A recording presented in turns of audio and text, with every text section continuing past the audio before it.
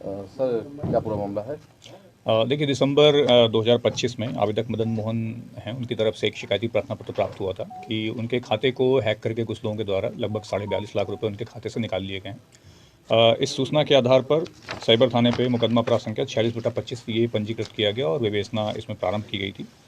जो विवेचना वाली टीम थी, इनके द्वारा जो मनी ट्रेल थी अकाउंट्स की, उन पे काम किया गया। साथ ही साथ जो डिजिटल फुटप्रिंट वो आईपी लॉक्स के माध्यम से उन तमाम तरीकों से करते हुए इसमें विवेचना की गई। और इसी के क्रम में आज जो गैंग था जिनके द्वारा ये काम किया गया था, उनमें से 5 अभियुक्तों की गिरफ्तारी की गई है। जो गिरफ्तार अभियुक्त हैं, इनके नाम शमीम अंसारी, फ़खरुद्दीन, नसीम अंसारी, शहाबुद्दीन अंसारी और साहब लाल मरांडी हैं।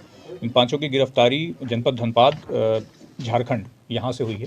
जो पूछताछ में विवरण सामने आया है कि इनके द्वारा जो भी अनसस्पेक्टिंग सिटीजन्स होते हैं, उनके फ़ोन पे कोई लिंक भेज करके इस माध्यम से एक मालवेयर जो सॉफ्टवेयर होता है वो इंस्टॉल कराया जाता है, जिसके बाद उनको उनके अकाउंट आदि की रिमोट एक्सेस मिल जाती है। रिमोट एक्सेस का मतलब कि वो कहीं और पे बैठ करके आपका अकाउंट एक्सेस कर सकते हैं।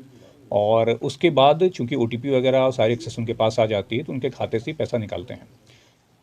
इस प्रकरण में भी इनके द्वारा तकरीबन 42.5 लाख रुपए विभिन्न अकाउंट्स में ट्रांसफ़र कराए गए और उसके बाद अल्टीमेटली उनको धनबाद में एटीएम से कैश के द्वारा विड्रॉ किया गया था। ये इनका पूरा मोडस ऑपरेंडी था। इनके पास से जो संपत्ति का खपाने का तरीका है कि इनके द्वारा एक तो हाल में इनके पास एक गाड़ी भी मिली है, जो कि 10-12 दिन पहले उन्होंने एक ब्रीज़ा गाड़ी ली है, वो ब्रांड न्यू गाड़ी। साथ ही ज़मीन खरीदना, घर बनवाना, इस टाइप के जो भी निजी खर्चे हैं, इन सब पे इनके द्वारा संपत्ति बनाई गई है।